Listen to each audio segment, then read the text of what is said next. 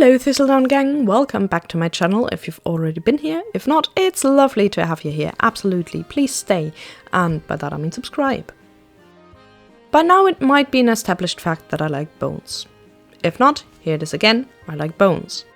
I like the texture, I like the color, I like the sound, and I like the symbolism. I also like almost everything to do with the sea, maybe aside from modern military and piracy, modern piracy and pollution.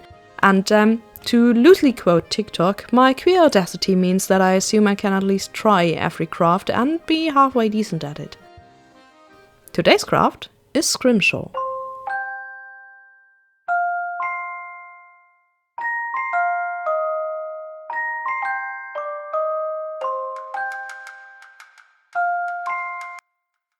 But why is this part of Fetch Quest, you ask?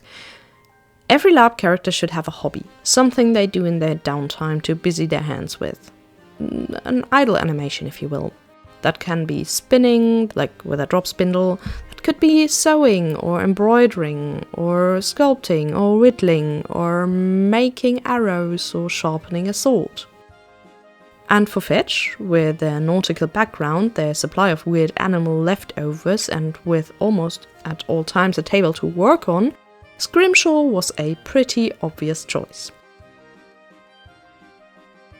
Scrimshaw doesn't take a lot of material that you have to carry around with you. You need, of course, a bone or teeth as material, a tool, a piece of cloth, maybe a pen, some ink or soot, and you can always stop at any time, pack it up and store it for later.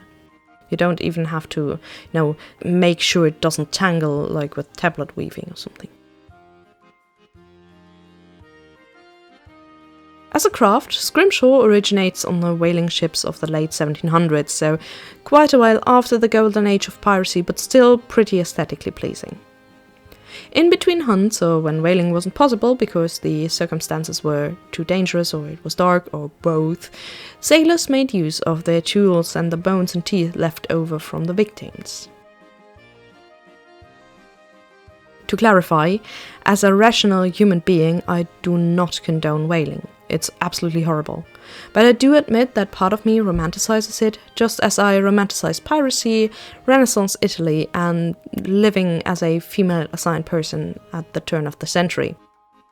It's a problematic faith, so to speak. Anyhow, Scrimshaw is the practice of engraving motifs into teeth or bones, originally with a sailor's or shipping needle, or the tools that were at hand, and by now with a bit more sophisticated tools. The bones or teeth most likely come from maritime mammals, such as whales or walruses, and after engraving, ink, or traditionally, because widely available, soot is rubbed into the carving to make it stand out from the material. While I do not have access to whale teeth and walrus tusks, and that is perfectly fine with me, I found this jawbone at the flea market and it somehow screamed, "Make a pendant out of me!" when I picked it up.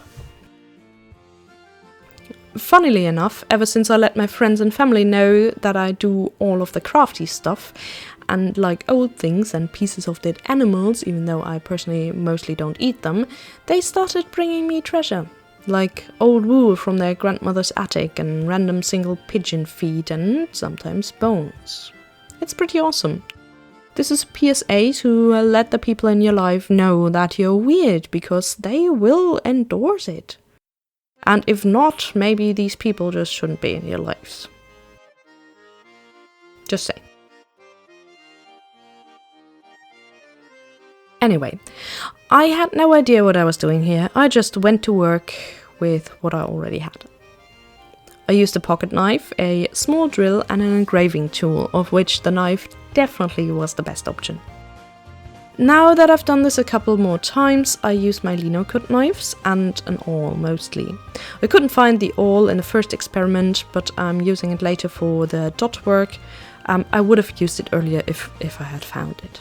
So these work really well. They're practically made for this. I might have to sharpen my favorite lino cut tool, it's the narrowest for obvious reasons, at some point, but that's absolutely fine and it's easy to get substitutes. So yeah, Lino tools were great on bones is what I want to say.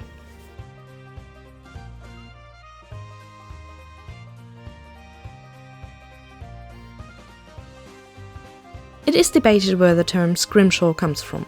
It might be naval slang for doing nothing useful and hanging around and being loitering, good for nothing, for lack of cruder words. But the Oxford English Dictionary doesn't find that convincing, and they're the professionals, and I dropped out after 2 semesters of language studies, so I can't really say anything useful for that. I just like the word. Scrimshaw is the verb for the doery as well as the noun for the finished product, or probably also the product in the making, but never mind. And a person who scrimshaws is a scrimshander. By the way, there's a scrimshander in Grim Fandango, which basically he functions as a tattoo artist, and it's absolutely fantastic. I love it.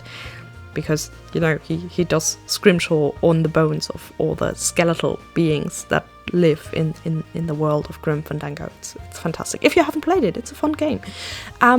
Yeah, but the person who scrimshaws is a scrimshander, which to me sounds quite delightful. Like a somewhat shady person dealing in fun bone artifacts, or maybe doing some magic stuff with it.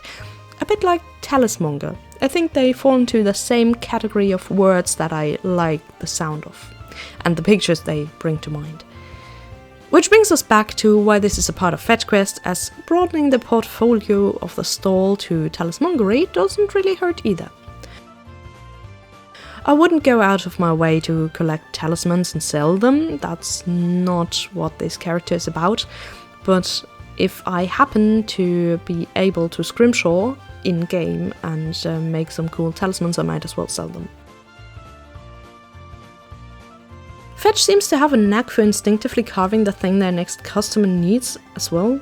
I have no idea how that works, it just happened twice in one day the first time I played Fetch, and that is pretty cool if you ask me. Like, things the people didn't even think about, but for some reason it ended up there.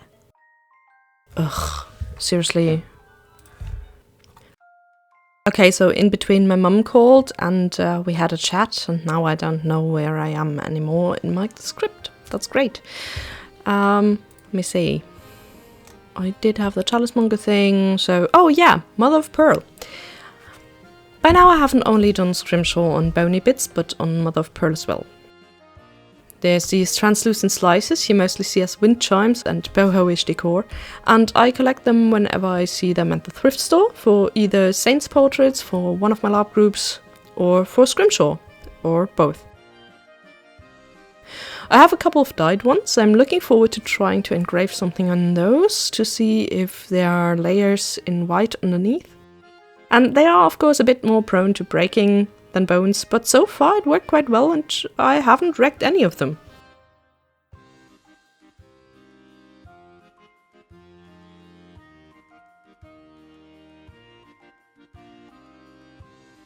The motif I'm scrimshawing here is a boar dragon, something I've drawn before.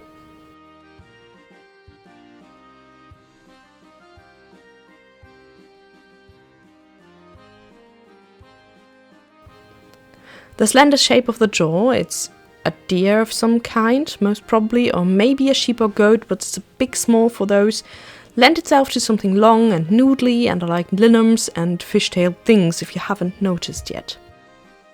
The boar dragon is something that always comes back to one of my friends who likes wild pigs and dragons and fantasy stuff. He's outside quite a bit. And this pendant naturally ended up with him.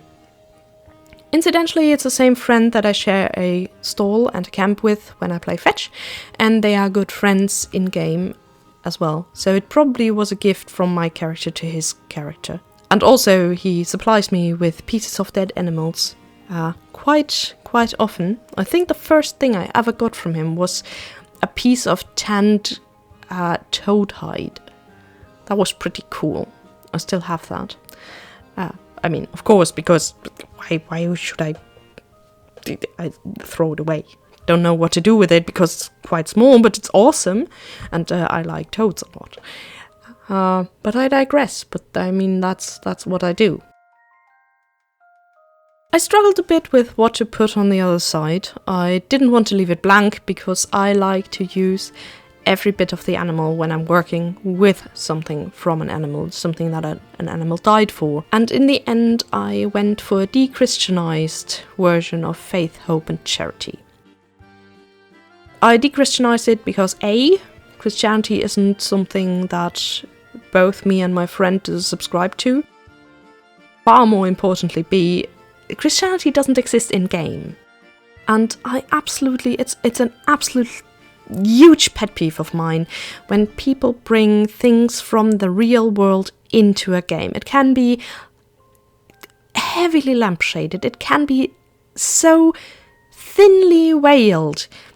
Absolutely no problem. I can deal with people who basically play on Christianity, Old Norse, Old Celtic, whatever things, but don't use the actual real world names, because that's just you're ruining the fantasy world.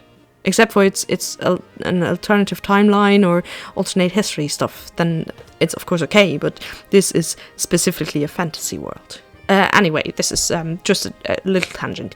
But yeah, that's why I de-Christianized it. And faith, hope and charity are the so-called theological virtues. There are other virtues as well, classical antiquity stuff. That might be something for another video at some point. Anyway, so these symbols were often combined to something that is in German known as Seemannsgrab, which translates to sailor's grave, which sounds fucking badass if you ask me. It makes sense to me that with the aforementioned nautical background, Fetch would use this kind of symbolism. The anchor is obviously hope for a safe return and a place to come back to in the first place. The heart is charity or love, something we should all have, practice and receive. And the star, which originally would be a cross, represents faith. Stars are being used in a wide variety of spiritual paths, but in Fetch's background it represents the coming together of all the virtues, this is why sometimes other video, that are practically revered in place of a god. But yeah, going into that would easily be too much for this video. I have to find something where this is appropriate to ramble on about, because I like my world building. Yay, world building. I used India ink as my pigment. My preferred brand is Winsor & Newton, but here I'm using some off-brand stuff that turned out not to be waterproof, which is quite annoying. It's not perfect, but it works for the Scrimshaw thing, and I do admit that I like the weird smell. And with that, it's done. I'm still very much fine with the result. It's not perfect, but it's good the way it is.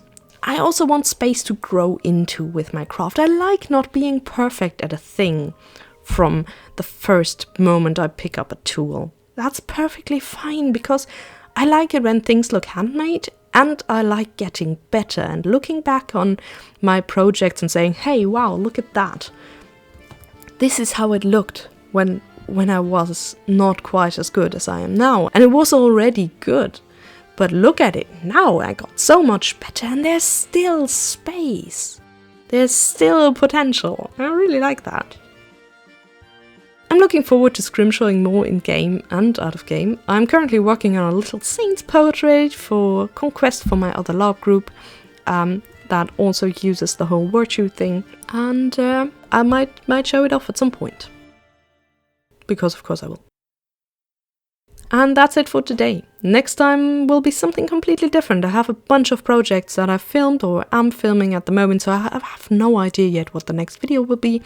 But hey, we all like a good surprise. Thank you so much for watching, and have a wonderful time until we meet again. Farewell.